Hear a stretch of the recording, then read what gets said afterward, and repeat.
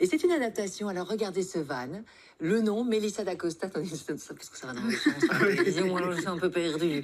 Mélissa d'Acosta, l'auteur bien connu, son roman best-seller est adapté en bande dessinée. Tout à fait, je savais que ça allait vous plaire parce Oui. que c'est un petit événement en cette rentrée littéraire puisque c'est la première fois qu'un roman de Mélissa d'Acosta est adapté en bande dessinée. Et vous le savez, Mélissa d'Acosta, elle figure aujourd'hui à la première place du top 10 des romanciers français les plus lus. Ouais. Elle a vraiment connu une ascension fulgurante en peu de temps.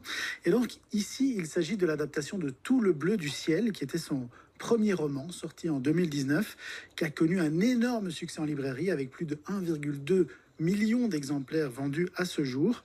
Et d'ailleurs, le roman devrait aussi être adapté à la télévision prochainement. C'est en cours de préparation. Oui.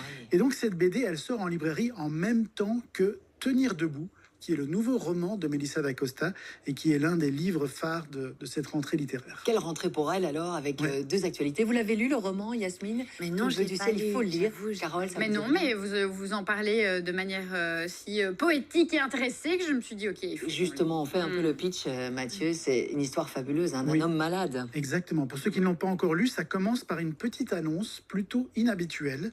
Jeune homme de 26 ans, condamné par un Alzheimer précoce, souhaite prendre le large pour un ultime voyage, recherche compagnon d'aventure pour partager ce dernier périple. Ça, c'est la petite annonce.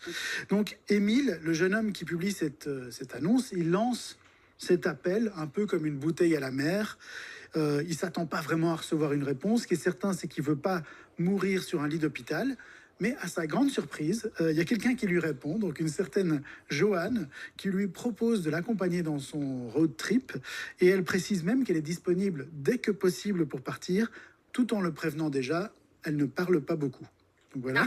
Bon. Donc ils sont partis, 3 jours plus tard, ils sont partis. Elle retrouve Émile sur une aire d'autoroute. Et les deux compagnons partent en camping-car, direction les Pyrénées, et c'est le début d'une épopée qui va permettre en fait à Émile et Joanne de se découvrir eux-mêmes, de se découvrir l'un l'autre et aussi de faire pas mal de rencontres marquantes. Dans le livre, Mélissa d'Acosta, elle a vraiment beaucoup de talent pour parler des relations humaines. Est-ce qu'on retrouve cette relation particulière entre Oui. Émile et Joanne? C'est vraiment ça qui est intéressant aussi dans la BD, c'est la relation entre les deux personnages principaux qui devient de plus en plus forte au cours de leur voyage et qui est vraiment l'élément qui donne tout son sel à ce récit. Alors, quand ils se rencontrent, Joanne et Émile, ils savent pas trop à quoi s'attendre, ils ne se connaissent pas du tout. Et bien sûr, on sait clairement quel est l'objectif d'Émile en se lançant dans ce road trip. C'est son dernier road trip, quelque part. Alors que Joanne, c'est un peu plus nébuleux, quoi. On ne sait pas exactement pourquoi elle se lance dans ce voyage. Mais ce qui est certain, c'est qu'on comprend assez rapidement qu'ils ont tous les deux pas mal de comptes à régler avec leur passé. Avec la vie aussi. Clairement, ils ont un bagage assez lourd à porter et des peurs à surmonter.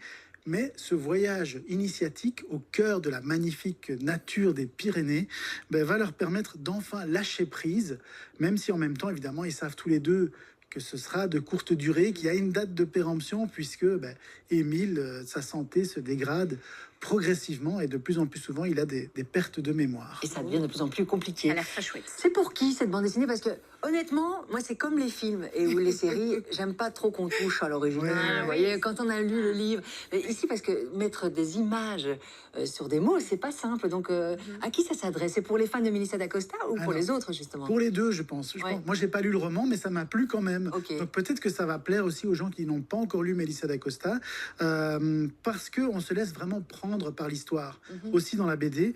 Et pour être honnête, il faut juste un peu de temps pour s'habituer au dessin. C'est un trait très contemporain avec des couleurs très Criard n'est vives. pas le mot parce que ça. c'est péjoratif, mais c'est. Il y a un côté Faut aimer. monocouleur comme ça, Oui, c'est ça. très fort. Oui. Mais c'est signé par une jeune dessinatrice corse qui s'appelle Juliette Bertaudière, dont c'est le tout premier roman graphique. Et franchement, une fois qu'on va un peu au-delà de cette... il faut s'habituer à son style, mais une fois qu'on se laisse prendre par l'histoire, vraiment, on se rend compte que c'est un dessin qui amène beaucoup d'émotions, et donc l'émotion est clairement au rendez-vous. Et le scénario qui est signé par Carbone, donc c'est elle qui adapte le roman de Mélissa d'Acosta, il est très lisible, donc franchement on se laisse facilement prendre, et très sensible. Donc c'est vraiment une belle réussite, avec comme bonne trouvaille d'avoir mis les lettres d'Émile à la fin de la bande dessinée, Et ça permet vraiment de prolonger quelque part le récit. Regardez, je voulais vous montrer le contraste des couleurs assez net hein, entre les pages. C'est magnifique. Et les lettres d'Émile qui sont à la fin. Donc, et ça, ce sont les mots de Mélissa d'Acosta Tout à aussi. fait. Oui, elles sont là. Merci beaucoup Mathieu pour ce bon plan. C'est un des événements, on voit pas bien je pense, hein, un des événements de la rentrée Ça a l'air littéraire. super. À remporter là tout de suite. Alors qui veut? Je pense qu'on va recevoir de nombreux messages. Pas vous Carole, vous pouvez pas vous, mais vous à la maison, jouez. Démarrez votre message par ciel pour tout le bleu du ciel. Ciel, vos coordonnées complètes au 60 03 75 cents par message envoyé. Merci beaucoup Mathieu.